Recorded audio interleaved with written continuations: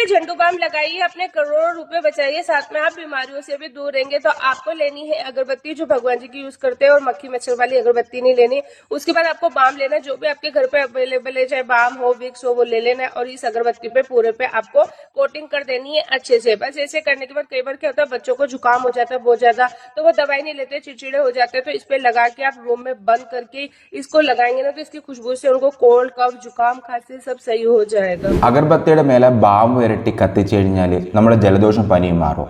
ഇതുപോലത്തുള്ള റീൽസുകൾക്ക് clarity വേണമെന്നുണ്ടെങ്കിൽ ഈ page ഒന്ന് ഫോളോ ചെയ്തേക്കും. നമ്മൾ അഗർബത്തി കത്തിക്കുന്ന സമയത്ത് അഗർബത്തിനകത്ത് നിന്ന് ഒരു ഫൈൻ പാർട്ടിക്കുലേറ്റ് മാറ്റർ പ്രൊഡ്യൂസ് ചെയ്യുന്നുണ്ട്. PM2.5ഉം PM10ഉം. ഇത് നമ്മൾ ലങ്സിലേക്ക് ഡീപ്പായിട്ട് ഇൻഹേൽ ചെയ്യപ്പെടും. അത് നമ്മളൊരു സിഗരറ്റ് വലിക്കുന്നതിനെക്കാട്ടി ഡബിൾ എഫക്റ്റാണ് ഉണ്ടാക്കുന്നത്. ഇത് നമുക്ക് കാർസിനോജനിക് എഫക്റ്റ് ഉണ്ടാക്കും, അലർജി ഉണ്ടാക്കും, ആസ്മ ഉണ്ടാക്കും. പോകെ നമ്മളെ ലങ്സിനെ തന്നെ അത് ബാധിക്കും. അഗർബത്തി കത്തിക്കുന്ന സമയത്ത് carbon monoxide, sulphur dioxide, ഫോർമാലൈഡ്, benzyne പോലുള്ള കെമിക്കലാണ് പ്രൊഡ്യൂസ് ചെയ്യുന്നത്. ഇത് നമുക്ക് കാർസിനോജനിക് എഫക്റ്റ് ഉണ്ടാക്കും. അതുകൂടാതെ തന്നെ നമ്മളെ ലങ്സിൻ്റെ പ്രവർത്തനം തന്നെ ഇത് ബാധിക്കും.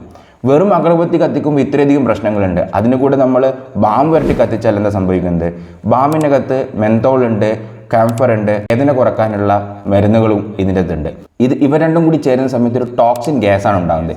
ഈ ഗ്യാസ് നമ്മൾ നിത്യമായിട്ട് ശ്വസിക്കുകയാണെന്നുണ്ടെങ്കിൽ തന്നെ അത് നമ്മളെ ക്യാൻസർ സെല്ലിനെ ട്രിഗർ ചെയ്ത്, നമ്മുടെ ബ്രെയിൻ സെൽസിനെ ട്രിഗർ ചെയ്ത് നമ്മുടെ ശരീരത്തിന് പ്രതികൂലമായിട്ട് അത് ബാധിക്കുന്നുണ്ട്.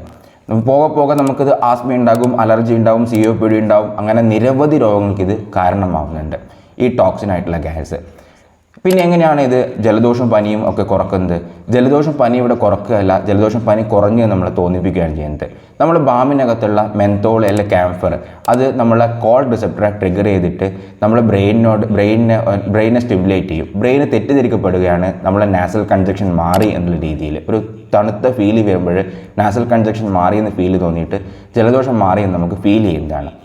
അതുകൂടാതെ ഈ ഇളം ചൂടുള്ള പുക ശ്വസിക്കുന്ന സമയത്ത് മൂക്കിനകത്തുള്ള രക്തക്കുഴലുകൾ തുറക്കുകയും നമ്മളെ കൺജക്ഷൻ മാറുന്ന അവസ്ഥ ഉണ്ടാകുന്നുണ്ട്. ഈ രണ്ട് കാരണങ്ങൾ കൊണ്ടാണ് നമുക്ക് ജലദോഷം മാറിയെന്ന് തോന്നുന്നത്. പരിപൂർണമായിട്ട് ഇവിടെ ജലദോഷം മാറുന്നില്ല, പക്ഷേ മാറിയെന്ന് നമ്മൾ ബ്രെയിന് തെറ്റിദ്ധരിക്കപ്പെടുകയാണ് ഇത്. പക്ഷേ ഇത്തരത്തിലുള്ള പുക നമ്മൾ കണ്ടിന്യൂസ് ആയിട്ട് ഇങ്ങനെ യൂസ് ചെയ്യുകയാണെന്നുണ്ടെങ്കിൽ നമുക്ക് ജലദോഷം പനിയും മാറും, ചില സമയത്ത് ക്യാൻസർ പോലുള്ള അസുഖങ്ങൾ വന്നു ചേരാൻ കാരണമാവുകയും ചെയ്യും. നിങ്ങളെപ്പോഴെങ്കിലും ഇങ്ങനെ ബാം കത്തിച്ചിട്ട് ഇൻഹേൽ ചെയ്തിട്ടുണ്ടോ? അങ്ങനെ ഇൻഹേൽ ചെയ്തപ്പോൾ നിങ്ങൾക്ക് ഉണ്ടായിട്ടുള്ള അനുഭവം എന്താണ്? അത് താഴെ കമൻറ്റ് ചെയ്യുക. ഈ പോസ്റ്റ് നിങ്ങൾക്ക് ഉപകാരപ്പെട്ടു എന്ന് തോന്നുന്നുണ്ടെങ്കിൽ ഒന്ന് റീപോസ്റ്റ് കൂടി ചെയ്തേക്കുക. അതുകൂടെ തന്നെ ഇങ്ങനെ ബാം കത്തിച്ച് ഇൻഹേൽ ചെയ്ത് ജലദോഷം മാറ്റുന്ന ആൾക്കാർക്ക് ഈ പോസ്റ്റ് ഒന്ന് ഷെയർ ചെയ്ത് കൊടുക്കുക.